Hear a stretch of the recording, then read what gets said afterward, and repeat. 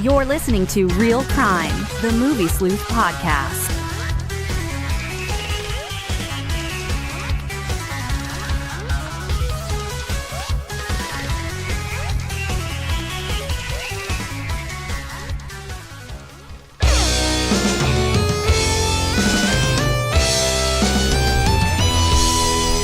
Diggy. That's it, all right.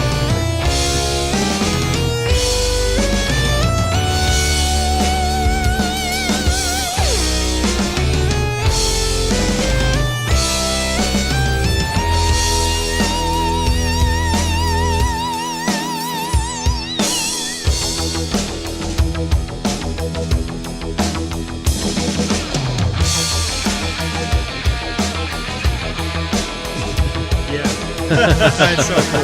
Thanks. That's sweet.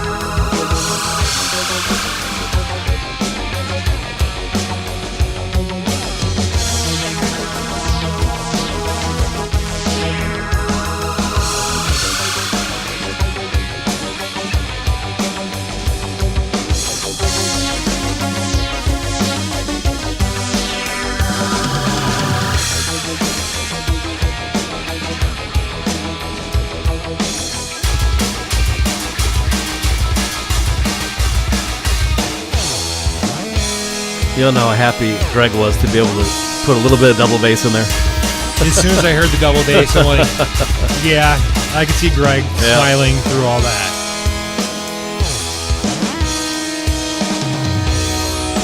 I just got a text from him, too, where he rebuilt that cymbal stack, the trashy one. Yeah. He uses a bunch of old cymbals and stacks them up.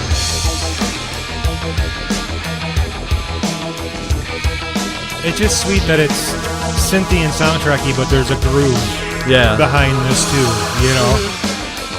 And it does the original justice, I think. Yes.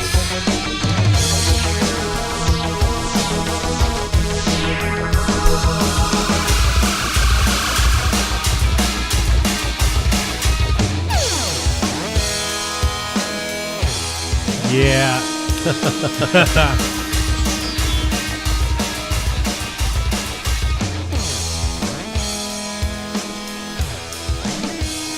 All right, so what's the name of this track? This track is called Red. It's a cover by the band King Crimson. Sweet. It's the first time we've ever released a cover in any band we've ever been in. We decided this record was it. Had to do a cover song. Well, covers can be a really, really weird thing because people get funny about covers. Mm-hmm. People are really protective of covers. Yeah, I can say I am too, so I get it. Yeah, I understand it too. Years ago with Retroburn, we did a cover of Duran Duran's All She Wants Is, and we changed it and made it like really like super arpeggiated synth, and people actually dug it because it still kind of fit that style of the original. But yeah, we always were kind of like, are people going to be pissed? Right, yeah. You want to go out there a little bit, but maybe not too far, but sometimes that's cool too if you really commit. You just never know. You just have to do what's true to your heart, I guess. Yeah, people just are protective. You know, there's a fine line too between making it sound like your own thing and then also being true to what made you want to, I guess, cover the song in the first place. Yeah, the essence of it, you know. For sure. So why King Crimson? Because I love King Crimson. Yeah. Most definitely. Plus, it's instrumental as well, so that makes it easy since we're an instrumental band. Right. If you were going to do a King Crimson song, perhaps that would be a good choice, and I've always loved that. And another thing is, that was the very first King Crimson song I ever heard. This was in the mid-'90s. I got introduced to King Crimson by the Live in Japan, at the time, VHS. And that was what they opened the set with, or at least that's what I first saw. And I was like, what even is this? What is going on right now? Because that was the double trio era of King Crimson with two bassists. You had Trey Gunn and Levin doing the touch guitar versus stick versus bass versus upright, depending on the song. And two drummers, Pat Mastelotto and Bill Bruford, kind of trading off. It was just mind-blowing. So sweet. So that was my intro to King Crimson. So I guess that also helped dictate which King Crimson song. Yeah. So we're here with Steve Greene from Voyag3r. Howdy. Other guys couldn't be here tonight. Steve has obviously been here with us numerous times in the past. I love it here. Yeah. I have a cot in the corner. I spend the night sometimes. Oh, that's funny. So we're talking about the new album tonight. We're kind of skipping our regular format because this is kind of a different show where we're trying to concentrate on artists, musicians, filmmakers, stuff like that. So welcome back. Thank you. Mara is here. She's in Scott's seat tonight. Greetings. But sorry, Scott, we miss you. I'm replacing Scott. Yeah, poor Scott. No, we never could. Really quick before we get deep into this, I will mention our sponsors, Cellarman's in Hazel Park. Guys are awesome. Great mead over there. Have you been to Cellarman's? No, but my buddy Don does sound a lot there. Oh, okay. I see his posts. He'll post like literally behind the mixing console and show the band. Very He'll be cool. like, I'm doing sound tonight at this place, whatever. I need to get there though. You need to get there. Really cool place. Feels like an old VFW hall. Okay. Inside, they've done nothing to change the way it looks inside. It just feels like an old school hall. You just go there and drink mead. Right on. And I I hang remember out. how much I used to love. Nobody does this anymore. I don't know why. I'm going to blame the internet, but nobody does hall shows anymore. But back in the 90s when we would do shows like, 3 times a year, instead of at a bar or a club, it'd be a hall show. And those would always be the coolest shows. People would go nuts, and it's all ages typically, those ones. So I don't know why nobody does those anymore, unless I'm just too old and I'm not invited. Maybe that's it. I think that's something that just kind of got lost. Yeah. The hall shows were awesome. Yeah. I remember doing those like in high school. For sure. We would play hall shows because There'd be all the kids would come. most people. Yeah. And it would just be like a big party, Yeah. just a party. So, Somebody needs to bring back the hall shows. yeah, Who's that going to be? Let's do it. It'll be me because I got to do everything. Oh, man. Yeah, so Cellarman's, great. Love those guys. Of course, the Flint Institute of Arts. Been there a couple times myself. Have you guys? No, you guys haven't been there yet, I have haven't you? been there. No. You would love it. Yeah. Really, really cool place. A lot I of think modern they art. got a Star Wars exhibit once, like 2 years ago. Was They there did. for a week or something like that? Yeah. Very cool place. Everybody there is very nice. And then, of course, projectorscreen.com. Check them out for any of your electronics needs. So, what do you guys want to get into first? You want to get into the history of the band? How did Voyag3r get started? I kind of dreamt up. I basically love synthesizers and movie soundtracks and all that kind of thing. And in the early 2000s, I actually purchased a synthesizer because I said, you know what, I want to try to do this stuff. That was back after my first band, along with actually Greg and Aaron, who are also in Voyag3r. We were all in the same band together. We've always been in the same bands together for the most part. Yes, you have. And it was after Forge disbanded, and we were not doing anything musically. I bought a synthesizer, and I was just goofing around with it. At the time, I think it was Pro Tools 7, or maybe even less. I don't remember. It was a long time ago, probably 2004 or 3. And I started goofing around and really learning what a synthesizer does, because some people think that a synthesizer just plays like sampled sounds. Like, I remember I was in a recording session one time, and someone goes, "Hey, dude, do you have a car horn on that thing?" And I'm like, it doesn't work like that, man. It's not a sampler. So I took some time. I took some time to like figure out all the knobs. They all do something. They all have a purpose. They all can come in handy depending what you're trying to do. And if you learn it, then you can be in the driver's seat, basically. So I took some time to start to learn synthesis. Then we started a band called Decibuilt, which was like a 70s inspired rock band. And while that's not really my thing so much, I still participated because it was better than not playing in a band. So Right. for quite a few years, we were in Decibuilt, and we played around town, and we recorded a 4-song EP, which never got released, but I did mix one track about a year ago. Turned out really cool. So maybe at some point we'll put that on like Bandcamp or something, or SoundCloud. But so all the while that band was going, I was still doing the electronic stuff, synthesizers, doing just stuff by myself, recording just kooky stuff that I would put like on MySpace. So that dates that. It kind of lets you know when that was happening. Yeah, because MySpace is basically dead now. Right, for sure. Then decibel was starting to slow down. It wasn't done yet, but it was starting to slow down. So I thought to myself, I want to do this as a band and not just by myself, but I don't know anybody really who likes the same music that I do. Like, I listen to soundtracks on purpose, not just for like mood music, or if I'm in a certain mood, I'll put soundtracks on, or jazz records or instrumental orchestral records and things like that. Like, normally, that's just me. So that's what I do too. Right on. I've done that too. Yeah. Yeah. So I thought to myself, I don't know anybody else who like really lives in this same bubble and embraces it and wants to like take it and run with it. So it's definitely niche. Yes. Yeah, absolutely. So at first I asked Greg, because I was like, there's no way Aaron's going to want to have anything to do with this, because he tends to like rock and roll more so, and metal and heavy metal and things of that nature. Not solely, but a lot. So I really didn't think he'd be into it. But I asked Greg first. Surprisingly, he said, I totally am into it. So we jammed one time at the rehearsal space, and we brought a mutual friend of ours in who plays guitar in like a more mellow, maybe Pink Floyd-y type of way. But it just didn't gel. You know, you just know when something isn't flowing or whatever. So then a little bit more time passed, and I said, hey, Aaron, do you have any interest in doing something weird, instrumental, sounds like Goblin or John Carpenter or fill in the blank, John Williams, whatever. Yeah. And he's like, yes, I do. And I'm like, really? Okay, cool. So it's my boys. So that's cool. We already know how to communicate, and we've been playing music together since the 90s, et cetera, et cetera. So we had a few rehearsals, and then boom, it just clicked, and here we are about to release our third full-length record. It's crazy how quick all of it goes, too. Yeah. Because really, I mean, it was, how long ago did the first album come out?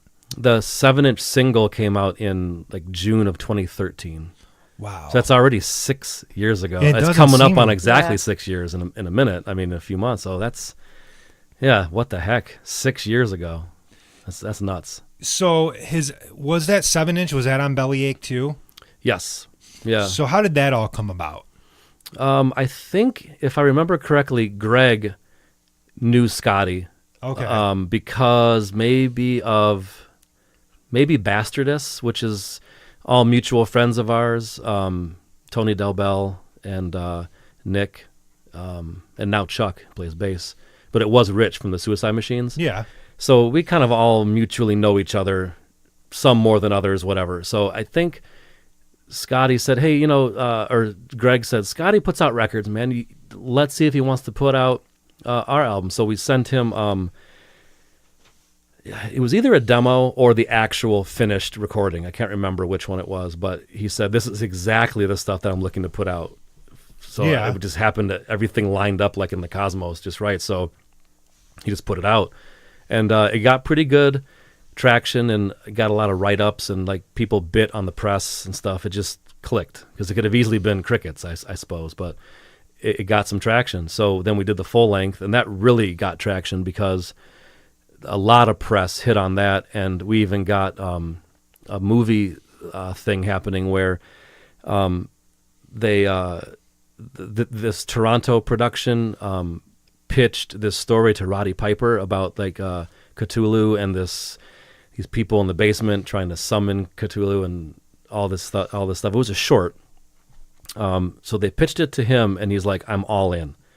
So then they did a crowdfunding campaign for it, raised all the money to make the film, and the director, I believe, was friends with somebody from Rue Morgue. I think that's how the connection is. And he got a hold of us, and he said, I've been jogging to your album Doom Fortress for like 6 months now. I love it, and we would love to have you guys have music in this short called Portal to Hell. And we're like, okay, sure, this is what we're trying to do, so yes, Yeah. we'll totally do this. So the way that logistics and budget and timing and everything like that worked out is that they licensed 2 songs off of Doom Fortress, and then like the rest of the space in the film, I scored it, just me, with like just synth stuff and like just much more sparse Like layering. sound. Yeah, just soundscapey type stuff and things of that nature. And that really got traction going when all that was hitting. So that like the first pressing of Doom Fortress sold out, and Scotty at Bellyache put a second pressing in with like different colors, because the color vinyl is so much fun, you know, and you can make it match the art if you want and all this stuff. So that one really made a splash, and some different distribution grabbed it up overseas and domestically. So we were like in Best Buy's website, like this weird, obscure instrumental synth band you can buy at Best Buy. Really? Okay. Cool. Yeah. That's cool. I'll take it, but it just seems odd, you know? I was at Second and Charles has a copy of that. Okay. Over at M59 in Shaner area. Oh, I've never been there. Dude, Me either. Never even heard of it. it's called Second and Charles. It's basically used books, new books, used vinyl, new vinyl. Wow. They've got a huge anime section, manga, tons of graphic novels and whatnot. It's like paradise for people like every us. time you think you know Cool. something, I know. somebody brings out another thing. I'm Yeah. like, oh, I haven't heard of that. There's always new and novel ways to spend our money. Yes. Right. Yeah. That's for sure. Yeah, I took my son Connor to Second and Charles for his birthday a couple months ago. He had a bunch of money to spend. And literally, he didn't buy anything. He bought a couple used manga books, Yeah. and that was it. Because he was like, I can't. There's so much here. I can't even It's overload. take it all in. That's fun. It was kind of like that store I was talking about earlier, Grindhouse Video Right. in Tampa. I did want to mention that place tonight. Just absolutely amazing. If you're in Florida, if you're in that area, if you're traveling down there, check this place out, Grindhouse Video. Tons and tons of unique Blu-rays, mainly horror though. Right. So There's nothing wrong with that. Oh my, I was erect for the entire time. It was cool though, because my wife was with me and she's like, just take your time. And I'm like, really? She's like, it's your vacation too. I'm like, oh yes, Yeah, wow, it is cool. my vacation. So how does distribution work on the albums, and where, I mean, is it international, national? How does all that work? Well, it kind of goes album to album. I'm not really sure what's happening yet with War Mask, but I know that Doom Fortress and Are You Synthetic were picked up by a company called Light in the Attic, which, especially for indie stuff, they're pretty good. They have a far reach. They're very credible. There's a whole crowd of people that wait for the next thing that they're going to either put out or distribute. So it's kind of like a built-in audience to an extent, and they also handle a bunch of the online retailers, and they have, like, I guess, connections with all that stuff. So it even put our albums on Merch Bar, which is like a Spotify kind of associate type of thing. So when you go to Spotify and look at Voyag3r stuff, our last two records are available on Spotify through Merch Bar. So that's pretty cool. And I don't know what's going to happen with this one yet. It seems like that stuff is like, you don't hear anything, and then the last minute you hear something, and then a whole bunch of records get shipped out to them, and then it's everywhere. It's kind of weird. There's no there's no pre-planning to it. Yeah. So I'm sure something will happen. And a really cool store in the UK called Strange Vice is pretty cool with us. They buy wholesale like my solo stuff, and the band stuff, so I'm sure that we'll talk to them again too. And there's a couple of progressive rock oriented web stores like Wayside Music, and there's one more, I'm trying to remember the name of it. Laser CD or CD Laser, one of the two, I can't remember. I think it's CD Laser. Yeah. That sounds kind of familiar. Yeah, those two ones, like, will pick up our stuff domestically and just sell it through their site. But see, they have their own audience, so that's kind of cool. Like, people who wouldn't hear of us any other way typically know what Laser CD puts out or Wayside Music puts out, so they get it that way. So it's like never-ending web of interconnections and networking and just everything like that. But being in bands forever, that's just how it works. That's what you do. Everything is about networking, especially now. You'd think it'd be like so much easier with Facebook and Twitter and Instagram and all that shit. Right. And it's almost like devolved to the point that there's so much out there that it's harder now sometimes to interconnect the pieces. You can get lost in so many people. Yeah. It's true. I think there's just kind of a higher volume of stuff. So even though it's easier to make music per se, like with the technology aspect of it, and easier to distribute it with the technology aspect of it, that just means more people are doing it. So you have to do something that stands out, or do, whatever that complex equation is that no one has the answer to, or else you'd be a millionaire, I guess, or whatever. But you have to stand out somehow. That's why I like doing the tribute band thing, because I've marketed the hell out of that for so long now that now it's just kind of easy to do it. And like falling back into the original music thing, it's really hard. It's really hard. They're two different universes, I would imagine. Totally. Completely, because with the whole tribute band thing, you've already got your built-in crowd that you can market to and put that music out for. Like. They know what you're going to sound like, and it's all about the nostalgia trip for them.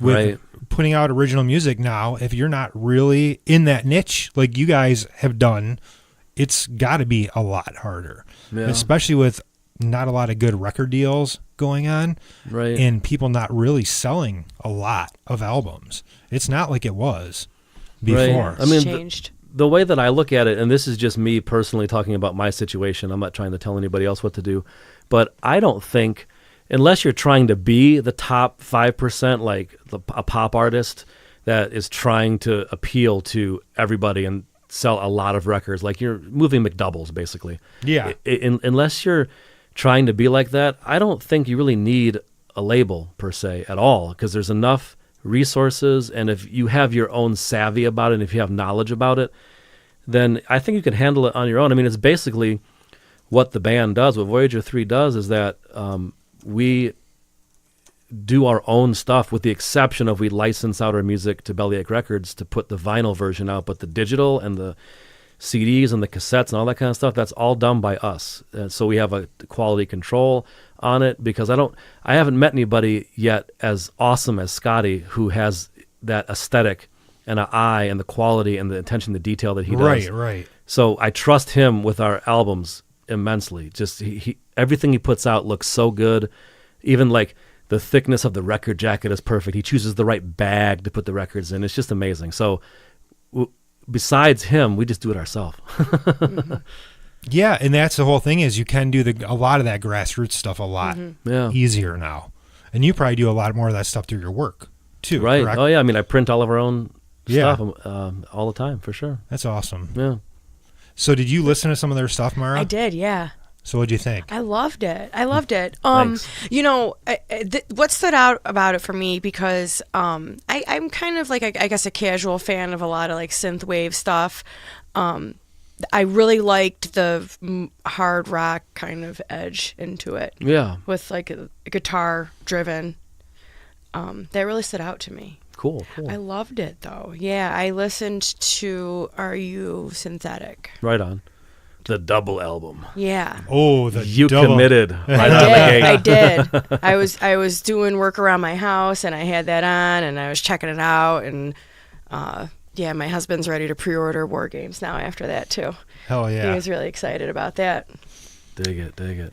Yeah. Yeah. It's funny you mentioned Are You Synthetic, because when we did Astronomicon a couple of months ago, we had a table and we had our whole setup, and we were selling stuff, signing stuff, and just having a great time. And shout out to Twisted for sure, because the one guy from Twisted, the other ICP, asked for our album, and then they played it on Sunday all day on loop. Are You Synthetic? So was it 13 songs? So that was the soundtrack to Astronomicon on Sunday all day. I can't thank those guys enough. That was so cool. That And is really they do cool, not then. have to do that at all. So thank you, Twisted. That's pretty cool. That's cool then. Yeah. So what I wanted to ask you after listening to that album, what are some of your influences? Either, I guess, be it bands, musicians, or like certain movie soundtracks even. Yeah, it's really all of that stuff. I can pretty much speak for everybody in the band. I'll start with myself, but definitely 80s era King Crimson. I like all King Crimson, but the 80s era is probably my favorite, because that was probably what I discovered first, I would say. And like artists like Herbie Hancock, Tangerine Dream, and stuff like that. And then all of your staple probably ones that most people have heard about, horror films and sci-fi films. Just like not anything in particular, but like the accumulative spirit of that kind of drives the vibes of some of that songwriting. And then, of course, Aaron and Greg, while they also love that type of music and all those films too, those guys definitely have a few more hard rock and heavy metal pins on their jacket, just to be silly about it. But they definitely listen to a lot more stuff like Dio, Iron Maiden, and Greg likes a lot of death metal. He used to play in a death metal band as well, so he does all the blast beat stuff, the real fast drumming, stuff like that. So I guess when you add all of that together and it gets all mixed up and stuff like that, you kind of get what we're doing, basically. Yeah, it's interesting that you say that you kind of like want to go for the vibe of the movies, but not necessarily you don't really think of anything specific, because that's kind of how I felt when I was listening to Are You Synthetic, because I'm like kind of reminded of everything but nothing, like all at once. Right on, yeah. Like I'm like, this isn't really reminding me of something specific, but it's just really giving me that totally like Never Ending Story vibe. Nice. Oh, I love that film too. Yeah. Man, my fifth grade year, I spent half of the year in Kalamazoo because that's where I grew up some of the time, and then we moved to Florida during Christmas break of fifth grade, and in the Florida half, we had like a free time every Friday, and we would do like break dancing and stuff because that was of that time. But they would play also like maybe every other week. The Never-Ending Story. So that year, I saw that film like 12 times, and I loved it the very first time I ever saw it. But I saw it so many times that year, it was unbelievable. So I would say, yeah, Never-Ending Story is a huge part of my upbringing in film. So I'm glad you said that. Yeah, me too. I mean, that's kind of like my phrase for when anything is like, if something's like driving and like really fantastical, I feel like I'm on Falcor now. Nice. Dig it. That's awesome. Poor Falcor. Yeah. Oh, man. On a quest to get to the ivory tower. Yes. It is kind of funny, though, because we are living in this era where the nostalgia and the retro 80s thing, it's like really huge. Yeah. I mean, even like today, news broke that American Horror Story season 9 is going to be American Horror Story 1984. And it's like going to be like a slasher, right? Yeah. And then, the new Wonder Woman movie is in the 80s, in right? the 80s. Like it's like Wonder Woman 86, I think. Is that the same actress? I think that's 84 too. Yeah. Weirdly enough. DC got a couple things right. Right on. Sure. Yeah, I really enjoyed the first Wonder Woman a lot. I really dug that.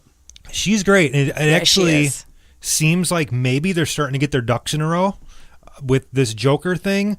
I haven't seen that trailer yet, but everybody's talking about it. Oh, dude, yeah. Stones did a review video on that for the site. Okay. Really, really good. He's on point with it. Okay. But I think with the DC stuff, it almost seems like they're kind of retrofitting everything and kind of getting ready to maybe fix what they did wrong. Well, that would be cool. Affleck's out as Batman. Ezra Miller is out as the Flash. The only two remaining people are Gal Gadot as Wonder Woman and Jason Momoa as Aquaman. And now they're doing this spin-off Joker movie, and they're doing the Batman, which is going to have somebody else playing Batman. Okay. What about Superman? Does anybody know what's happening? It's been kind of up in the air. Okay. Where they said he's out, he's not out, maybe he's back. Nobody really knows. I thought he did a good job. I just thought he wasn't in good stories. I think he's great. Yeah. What's up, Stones? What is he on there? Is he on the chat? Yeah, he's in here now. What's up? What's up? He's going to do some video about our video, and he's going to be all mad about it. Nice. Okay. All right. You do you. Yeah. So, I mean, do you think this whole nostalgia thing is kind of driving interest with the music? I'm sure it doesn't hurt.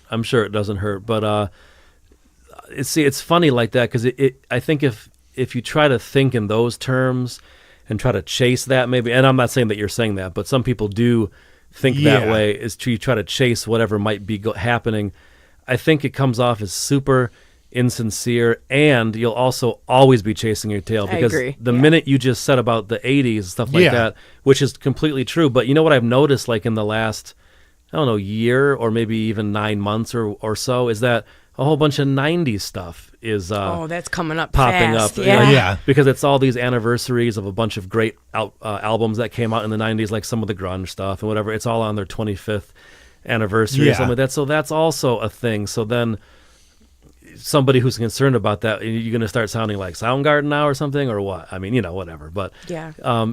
in answer to your question, though, I definitely think it's not hurting for sure. It just happens to line up with what we've always loved. I mean, that's when I was coming up as a kid. I can't help it. Like, what it was in 1984, I was 10 years old. That's what it is. Sorry. Yeah. I'm trapped in that, for now or whatever. It's just, it's fun. And, I enjoy the nostalgia stuff. But, like, Stranger Things, like, we watched that.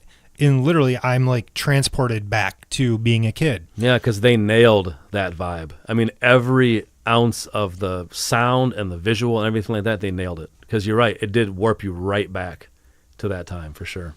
So, I'm supposed to ask you about your relationship with Slasher Dave. Oh, okay. Somebody just asked about this, so. Gotcha. Yeah, Dave's a cool cat, man. He does music himself as well. He does like spooky synth type stuff, and then he's also the singer of Acid Witch. Yeah, Acid Witch, which is kind of like death metal meets horror, I guess, something along those lines. I mean, the minute you try to describe music, I don't even try because everybody looks at things differently, but cool bands and cool music. But he also is a just phenomenal artist. So he's actually done the artwork to every single Voyag3r album, full-length album, and he did the single, Victory in the Battle Chamber.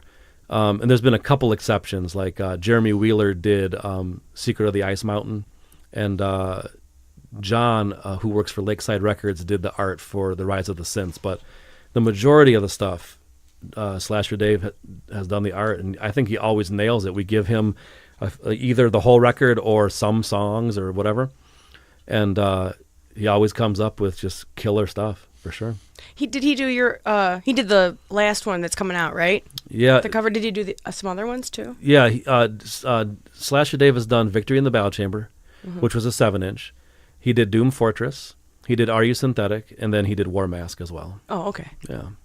Sweet. It's pretty cool. I think he keeps doing better. Every one that we do, I think it's better than the last one. Yeah, they're all awesome covers. At least I think so. Yeah. Well, I the like new 'em. one, there's a lot going on. Yeah. For in sure. that art. Like so many. Yeah. I love all the colors. It's beautiful. Thank Yeah. you. There's somebody who's on fire on the cover, for heaven's Yeah. sake. Come on, man. Oh, Someone's burning up. I watched that promo video too. Okay, That cool. was cool. That was Thank you. awesome. I loved that.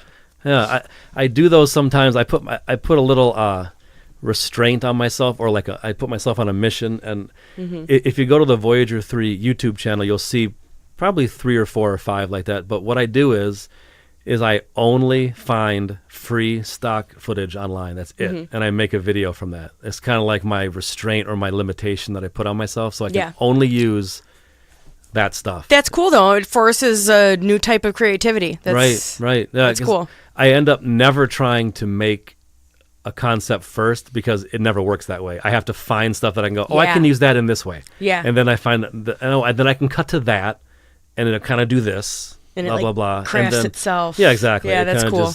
It just comes into existence, I guess. So it's a fun challenge, but it's kind of exhausting because I got to do a lot of Google searches. Yeah, I bet.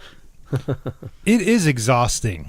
Really, it is. I got a lot going on, and like I get exhausted. So I can imagine at times this, it's a creative endeavor. It's supposed to be fun, Right. but there's got to be times you're like, oh God. Sometimes, yeah, because as I said earlier, we're our own label in a way. I mean, Bellyache, we work with Bellyache, but at the end of the day, we're the brunt of the promotion and the press releases and all They're that. mostly distributing for you. Right, and the manufacturing of that, Right. of the vinyl portion of it, for sure. So yeah, I'm crafting press releases on different days. I mean, I do a lot of stuff music-wise. I do solo music as well. That's just synth and some sax. But and I just teamed up with this cool guy that I just met. His name's Henry Birdseye, and he's a modular synth guy. And for those people who don't know, modular synths and keyboard synthesizers, it's kind of two different worlds, because with modular, basically what a keyboard synthesizer that people think of normally when they think of a synth, Everything's all compact. all those in one little unit. elements in there, the amp part of it, the envelope part, the oscillator part, even some effects, maybe whatever it is, that all those elements. And a modular synth, every single one of those are separate in their own little box, and you put them in these racks, and then you can. It's just greater customization and more attention to detail and much more expense. So that's the world that Henry lives in. So I got this email randomly on Facebook, and it was a mutual friend of ours, Jeff Milo, who he does a lot of work with the Ferndale Public Library and other cool events. He also does a lot of music journalism around town and even in Ann Arbor. And he's a champion of the band and my work and stuff in related bubbles. Super cool guy. And he says, hey, I'm going to do this event in the library called Synthesizers in the Library. It's something that Henry does. He's done like 3 or 4 of them in other towns, and we want to do it in Ferndale. And I'm like, cool. Sounds like exactly what I should be doing. I'm in. That's an amazing name. Yeah, I know. I mean, it's like, this is what you get. It's right there. Synthesizers in the Library. That's right. No surprise. I spent some time like kind of organizing what we would do or talk about on there along with Henry, because it's Henry's thing, and he has the vision of it, and he has the organization of it and everything like that. So we kind of powwowed about what we want to do and all that sort of thing. And in the discussion came like this, we should do a jam. And I'm like, yes, we should. That's awesome. So a few days before, I drove over to his house, and we did a jam there too, just to make sure our stuff would talk to each other, because we have to send he has to send some control voltage out to one of my synths so that I'm synced to his clock. So if I want to run a sequence, it's in meter, it's in time with what he's doing. So there's some technical stuff. Just had to make sure that worked and that it was seamless, and it was. And we did this cool jam for like an hour and a half, and he recorded it. It was fun as hell. I loved it. So I'm even doing stuff like that. So to go back to the original point, it is exhausting. I'm doing like solo music, weird offshoot projects like that, the band, and it just so happens to be that I just put out a solo album, and now Voyag3r is putting out an album, so there's like 2 albums almost hitting at the same time. It's a lot, you know. And then I have 2 young children, and I love them to death, and that's busy, and for sure, yeah. Kids add a lot to the plate, for yeah, sure. Yeah, it keeps you young, though, man. Keeps you young. Well, and your wife is gone a lot, traveling. For sure, she travels quite a bit. Yeah. So yeah. So you're the man of the house. Yes, I'm Mr. Mom. I went to go reference the 80s again. Yeah. I went to go see him at work one day to pick up something you had printed for us. Yeah. And the boys were there with you at work. Oh, I gotcha. Wait, both kids were there? Maybe just one. Okay. Maybe just one of them. Yeah. Sometimes Ben will come with me to the to the shop, and we'll tear it up. That's pretty cool, though. You know? Yeah. I mean, that's kind of dad you want to have, one that involves you in that stuff. For sure. Want to be involved in creative stuff. Yeah. When they get older, too. Yeah. And the family even came out to the library gig, that Synthesizers in the Library thing, and afterwards, my son ran up and he was kind of hitting the keys, and I can imagine that some people might have gotten mad about that or like, don't touch that or something. I was like, no, let me turn it up for you a little bit. Yeah, just yeah. Let them have some fun. Yep. My kids, I've always told them, don't touch this stuff, but go downstairs, play the guitar, go bang on the drums as much as you want. Yeah. Mm-hmm. I used to have an electric kit down here, and my son for about 5 or 6 months would come down, just put the headphones on, turn it on, and pound away, but never like got into it. Okay, gotcha. But you gave him the good opportunity to do that. like just go. I'm bored. Go play the drums. Yeah. Because I didn't have that when I was a kid. Yeah. So right on. Having those outlets to do stuff and to have a parent that's trying to give you that ambition is sweet. It really is. For sure. It is, yeah. So what shows do you guys have coming up? And how often do you guys play now? Well, we haven't played that much in the last year, I would say, because we were trying to get this record together. But that being said, with this record coming out on April 26th, we plan to play more shows than probably we ever have before. Some in town, some out of town. The next show that we're playing is actually April 27th, the day after the album comes out. We're playing the Saturday night after party at Motor City Nightmares, which is at the Novi Sheraton. It's going to be great. We did this once before. Dave from how come I'm gonna forget their name now? Dave. It's just Dave. from the amino acids. There we go. Okay. Dave from the amino acids books the talent for these after parties. And 2 years ago, not that long after Are You Synthetic came out, he had us out, and we had the new record to present at the convention, and we played. So since War Mask is coming out now, we figured let's do that again. So that's what's up with that. And then there's going to be another show in June, but it's not confirmed yet, so I can't say it because it might not happen, but it probably will. But just check the Voyag3r website, and we always post stuff, or any of the social media, etc., etc. There's always so much going on. I know, man, I know. And then at some point, we're going to try to get back out of town and do some fun stuff. Like a couple years ago, we played in Brooklyn, New York, and it was so much fun. It was the best. So we're going to try to get back out there, and maybe like Ohio, and we have some friends in Philadelphia.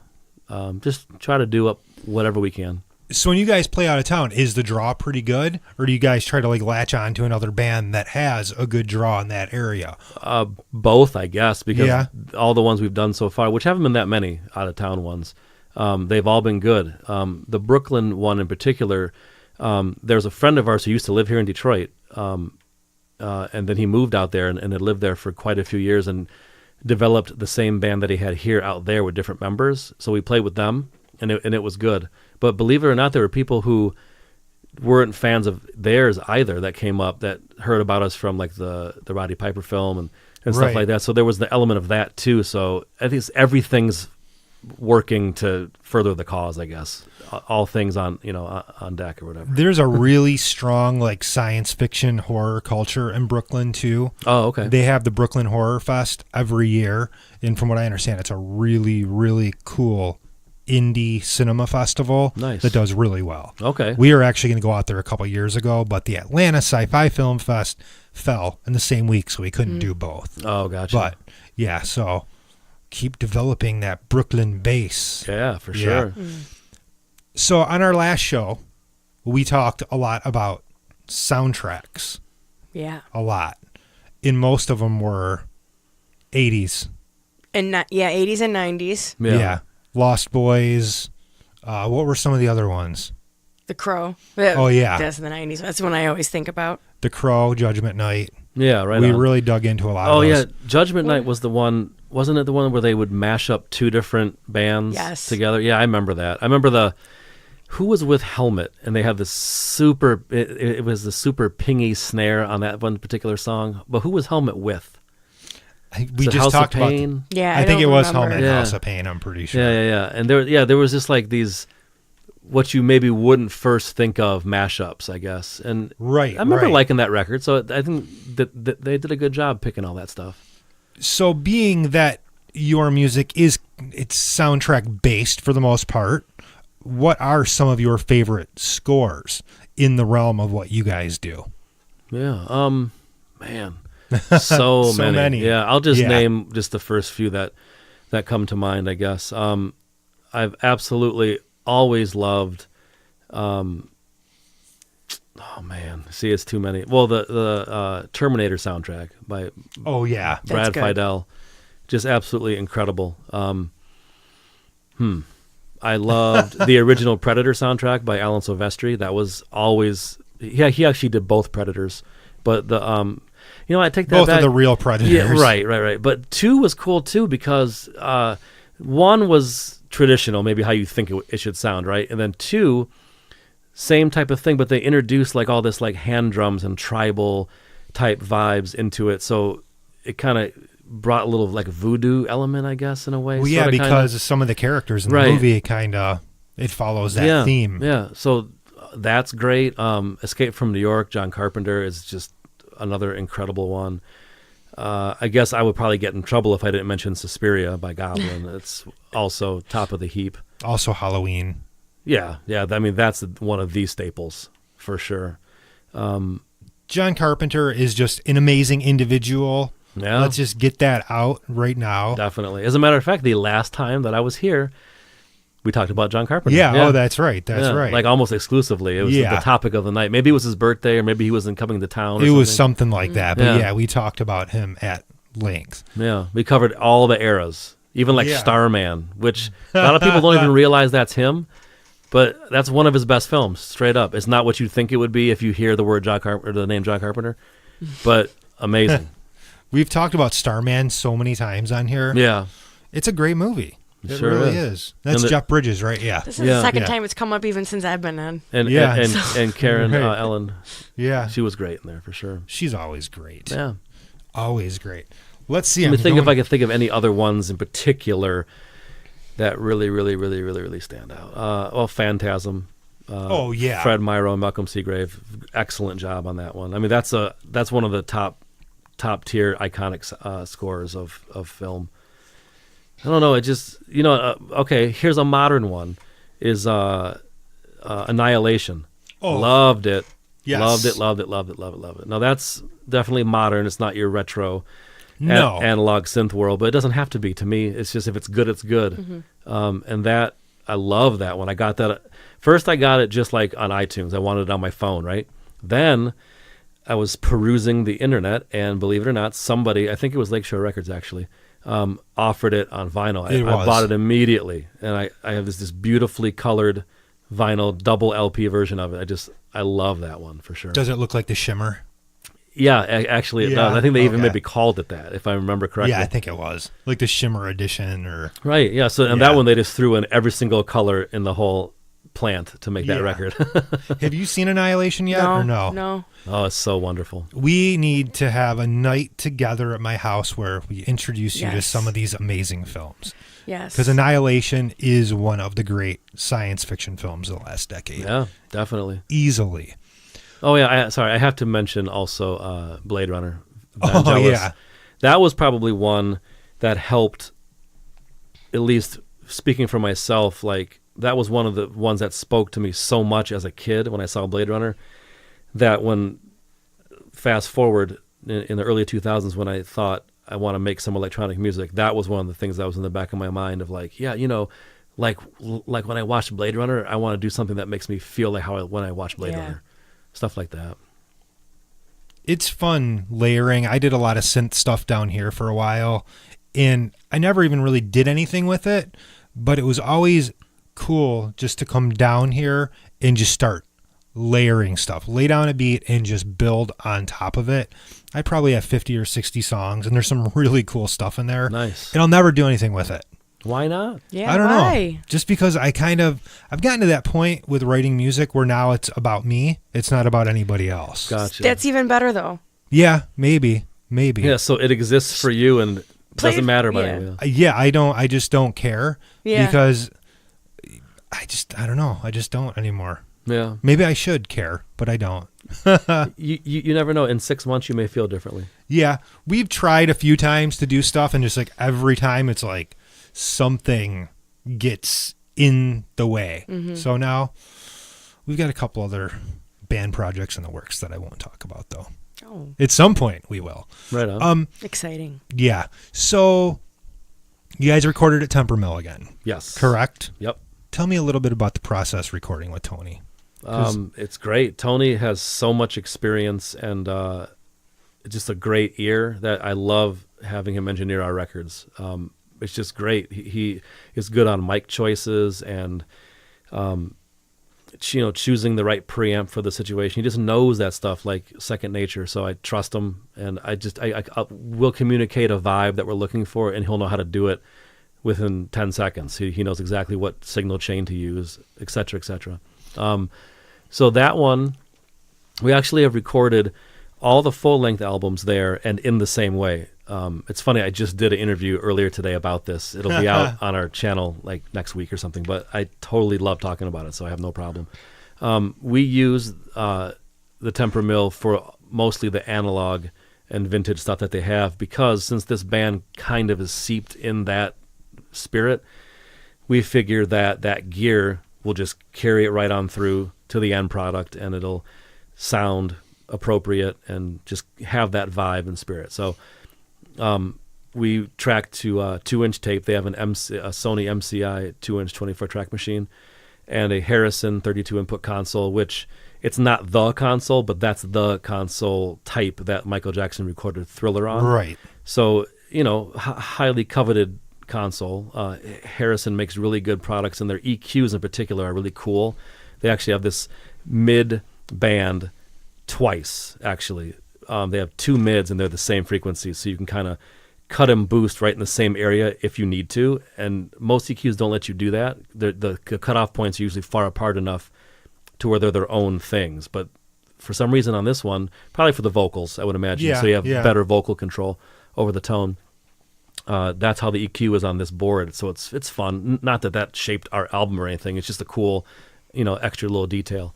And we used all of their good preamps and effects, and they have a real stereo plate reverb. So on some of the little ham percussion things on War Mask, you'll hear the reverb of that. That's a printed reverb off the plate. It's not a plug-in. We tried to do that stuff as much as possible. Use an actual processor versus, and it was committed that way to tape, and that's it. Yeah, There is no spending 8 hours, trying out all these plugins to see what sound works. It's faders up, and that's the mix because it was produced that way on purpose. Yeah, that room sounds amazing. Drums in there sound great. A lot of local stuff comes out of there. Oh yeah, but a lot of national stuff too. Oh yeah. I mean, didn't I think Flogging Molly did? If not their last record, the one before that one there, something like that. And one of my personal favorites, and also Aaron's, is the band Wig, who were originally from Ann Arbor. They got a deal with Island back in the early 90s, and they did their first record, Deliverance, there at the Temper Mill completely. Then their second record, Wireland, some stuff was done at Temper Mill and some stuff in Chicago and some in L.A., et cetera, et cetera. So that's just to name a couple, and really good notable local bands like Battery Acid, Knock Barrage, and just the list goes on of just great records that came out of there. So yeah, the gear is there, the knowledge is there. It's all good. It sounds huge. Yeah. We did I did 1.5 albums there. Okay, we did the first Too Many Gods album there. That's right. I sang on. Yeah. One of these days, I'm going to play that album for you. Yeah. It's very dark, just bass heavy metal, and just grinding, and it's a great groove to it. I love that album. I could remember hearing it live when the old band would play with Too Many Gods at like the Shelter. Yeah, that was probably after I left though. Oh, okay, gotcha. Yeah, because it was like this normal like metal 5-piece. It was me and Scott. Yeah. And then, Justin and my buddy Seth was in the band, and Alex Clem, who passed away a few years ago. So I didn't know that. Yeah. Really? Yeah, Alex had a motorcycle accident. Oh, wow. Probably 8 years ago now. Wow. That was a cool cat, man. Yeah. Wow. Yeah, he passed away. Yep. We'll talk about that more later. Yeah. No details here. Gotcha. For sure. But yeah, so we recorded there the first time, put out this awesome album, and then we went back and we're doing all the sequencing stuff, and I just like lost it. I'm like, I can't do this, you guys. Yeah. Because it was like, oh, you got to rap and you got to do this and you got to do. I'm like, no. I don't do that. Yeah. My voice doesn't do that. It can sing just fine, but no. Yeah. No real rap. I guess for they me. were going for a certain thing, I guess. Yeah, they were going for that kind of, not metal hip hop thing at all, but that thing that was going on in the early 2000s. Yeah. Right on. So, but I always liked recording with Tony. Tony's a great guy. Yeah. So, There's a wealth of experience and knowledge for sure. yeah. So, when is the album going to be out, and where are people going to find it? All kinds of places. As we were talking about earlier with technology, all the options just exponentially expand. So first I will talk about the physical formats, which would include vinyl records, CDs, and believe it or not, even cassettes. And you might be thinking, why in the hell are you doing cassettes? The kids because love we them. sell them. Yeah. Mainly overseas, believe it or not. We sell a lot to like Sweden and Germany and Poland, believe it or not. But it's okay. So the vinyl copies, there's 2 colors. There's orange and there's transparent green, and there's classic black vinyl. So there's actually 3 options for vinyl, and all of those are on sale actually right now for pre-order through bellyacherecords.com, and that comes out April 26th. Then the other formats, which are the CD and cassette, there's 2 colors of cassettes. There's a red shell and a black shell. And those are all on sale right now for pre-order at Voyag3.com, and that's Voyag3r.com. Well, you got to confuse people I all the know. time. That was Greg. That's cool. Yeah. But so you can get those right now, and that's out on April 26th. It'll ship, so you probably get it a day or two before April 26th, because now actually every single element is in from the manufacturer. We have everything now, so you'll get it before, probably a couple days before the release date if you pre-order it. And then there is the digital world. So there's iTunes if you use Apple products, and there's the Amazon store, and there's Google Play if you use Android, yada, yada. And then there's streaming. So there's Spotify, and there's Tidal, and what else? Deezer. Yeah. And everything like that. So I'll break it down for you. If you only stream it, you're not helping the band at all. And if you buy a physical format, you're helping the band, because we actually get a tiny bit of money from that, so we can make the next record. But at the end of the day, listen to our music any way you can, for sure, and enjoy. And I think that's it for the formats, basically. Yeah, Spotify sucks, dude. Yeah, it just doesn't pay anything. I think there's legislation being talked about or introduced that might change things like that, but I mean, I don't know if that'll ever become of anything. Well, the orange one looks really rad, so. Thank you. Yeah, that's actually my favorite one too, the opaque orange. Yeah. The green one looked cool too, but the orange, that's the one that I want to get. Nice. Yeah. Yeah. Oh, I almost forgot one of the coolest things. If you've got any of the other Voyag3 albums, you know that we always put something fun in the record. Ooh. The first one had like this cool lenticular 4x6 postcard, so you keep flipping it and different images appeared. And for Are You Synthetic? Love that. That reminds me of my childhood too. Yeah, exactly. There you go. Are You Synthetic had a 3D poster with 3D glasses came inside the record with it, so you could look at the art in 3D. Now, War Mask, we decided to raise the bar a little bit. So in that one, there is a 3D poster in there that has a 3D image on both sides that you can look at. And there's a mask that you actually can put on. And then you might be saying, well, guys, in Voyag3, how am I supposed to look at the 3D poster with no glasses? Well, the glasses are in the mask. The mask has the red and cyan glasses in it. So you just put the mask on, look at the art. You can wear the mask to a concert. I don't advise you do that, but you could if you wanted to. You can wear a mask for Halloween, because the mask actually has metal eyelets in the side. The mask is still cardboard, so it's not like completely super strong, but we put metal eyelets in the temples area, a little tab, so that it's got some strength to it. Who put the masks together, or was this something you had to? Yeah? Yeah. That's pretty sweet. In my spare time, I did that.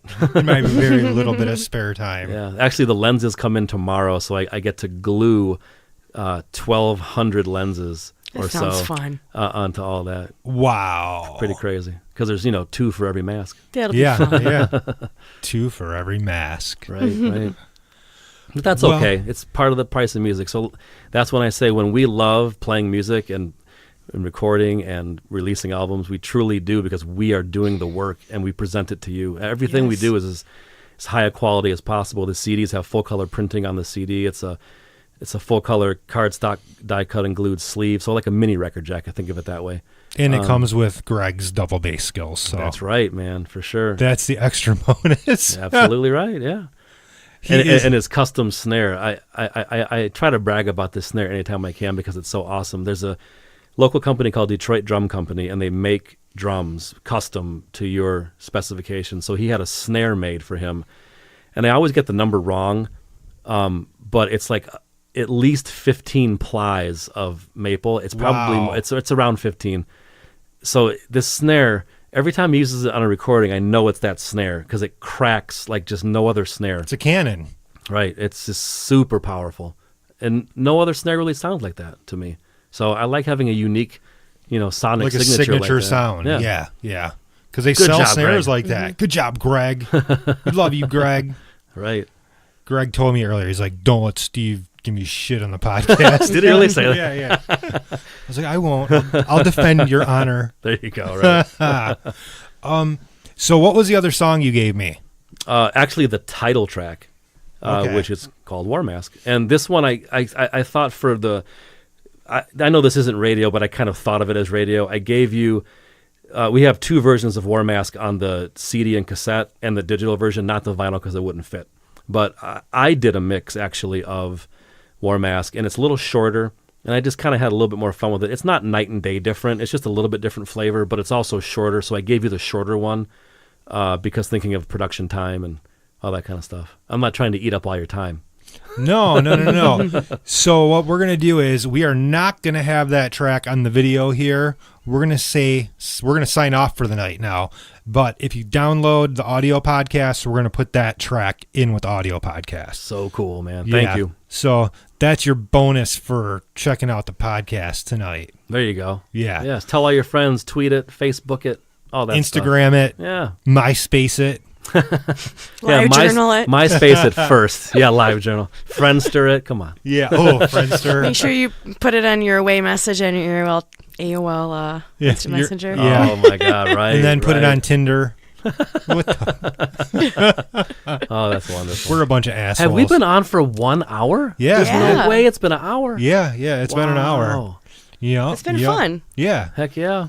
So we're going to try and do this every once in a while. Like I said, in off weeks when maybe we can't get the whole crew together, we're going to try to do some more stuff like this because I think it's really important, building up this cultural base, getting more local artists in, stuff like that. Musicians, filmmakers, producers, whoever. Right Yeah. on. And one of these days, we just got to get Greg over here. I know he's the only one who's never been on this. I know. On this show. Yeah, He's it's far crazy. away, though. He's in like Novi or something, right? Canton, Westland. Same difference. And he always teases us too. He goes, "Man, you guys never even been over to my house, man."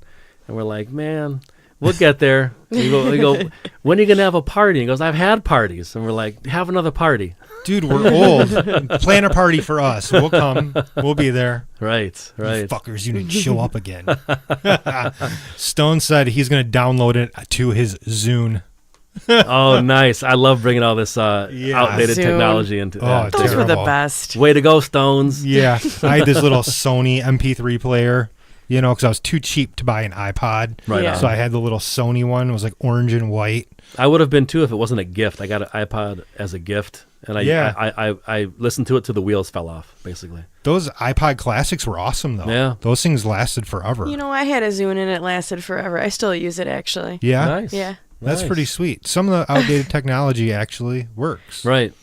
So, all right, guys, we're going to sign off for the night. Check out the audio podcast for the other track, and we'll be back next week. Good night. Good night.